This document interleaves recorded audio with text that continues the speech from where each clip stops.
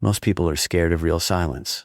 Not because they hate being alone, but because when everything gets quiet, they're stuck with their own mind. No distractions, no audience, no escape. Just raw thoughts. And for most, that gets uncomfortable real fast. They don't sit with their beliefs, question their emotions, or challenge the stories they tell themselves. They just react on autopilot. Machiavelli understood this better than almost anyone. He knew most humans are controlled by emotions they barely notice. Pride that blinds them, fear that weakens them, desire that pushes them around. Because they never examine themselves honestly, they stay predictable.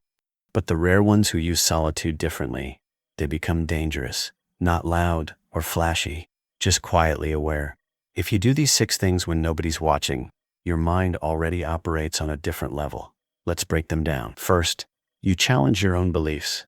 Most people treat their opinions like armor for their ego. They look for anything that confirms what they already think and defend it even when it stops making sense. You do the opposite. Alone at night or on a quiet walk, you ask the hard question most avoid. What if I'm completely wrong about this? You replay arguments, decisions, even old conversations, and pick them apart. Did I miss something? Was I reacting emotionally instead of seeing clearly? Was I protecting my pride more than the truth? It's uncomfortable as hell. Questioning yourself can feel like an attack on who you are. But that's exactly why it matters. A false belief can ruin relationships, opportunities, even your whole direction in life. You'd rather destroy a comforting illusion than let it quietly steer you off course. That mental honesty separates dangerous minds from average ones. Second, you analyze your emotions instead of letting them run you. Someone disrespects you, and suddenly your whole mood flips. Anger takes over, old memories flood back. You rehearse what you should have said. Most people ride that wave without thinking. You pause and get curious. Why did that hit so deep? What insecurity or wound did it poke? Why am I replaying this? Emotions aren't the enemy. They're data. Jealousy might show hidden insecurity. Anger often reveals bruised pride. By studying them in private, you stop being so easy to trigger or manipulate. You create that small gap between feeling and reacting, and that gap is pure power. Calm people who understand their own triggers control situations better than emotional ones ever do. Third, you revisit painful experiences looking for lessons. Most people try to bury the past, the betrayal, the failure, the humiliation. You go back to it in silence, not to torture yourself, but to understand. What warning signs did I ignore?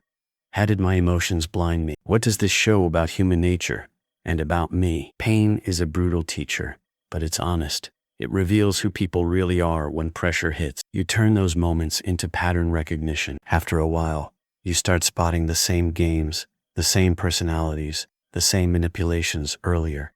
You don't become bitter, you become sharper. Fourth, your curiosity goes to useless places. While others chase only money-making or status-boosting info, you fall down random rabbit holes. Old power strategy, psychological experiments, why certain people betray, how crowds get manipulated, body language, hidden motive. It's not for show. Your mind just craves understanding how the world and people actually work. Over time, those pieces connect. History, psychology, philosophy, strategy. They start painting a clearer picture of human nature. You notice things others miss, the fake confidence, the hidden fear, the power plays disguised as kindness. That kind of broad curiosity builds dangerous pattern recognition. Fifth, you correct your thinking fast when reality demands it. Admitting I was wrong feels awful in the moment. Most people would rather argue, make excuses, or double down than look foolish. You don't. The second new evidence shows your thinking is off, you adjust. No long defense of your ego. Life changes constantly. People, situations, power dynamics. Rigid minds get left behind. Flexible ones adapt and keep the edge. Staying accurate matters more to you than looking consistent. Sixth, you genuinely enjoy your own company. You don't panic when there's no noise, no notifications, no one around. Solitude gives your mind room to breathe and think clearly. You don't need constant validation or attention to feel okay. The less you chase approval, the harder you become to control or manipulate. You can walk away from toxic situations easier. You trust your own judgment more. You stay grounded even when everyone else is losing their mind trying to fit in. At the end of the day, most people go through life reacting, protecting their ego, and staying predictable. The dangerous ones study themselves first. They turn solitude into strength, pain into awareness, and emotions into tools instead of chains.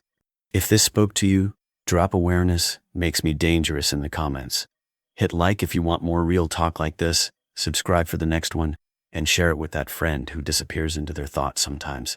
They'll get it. The truth is simple. Most people spend their lives running from themselves. The rare ones who face themselves become very hard to fool, control, or break.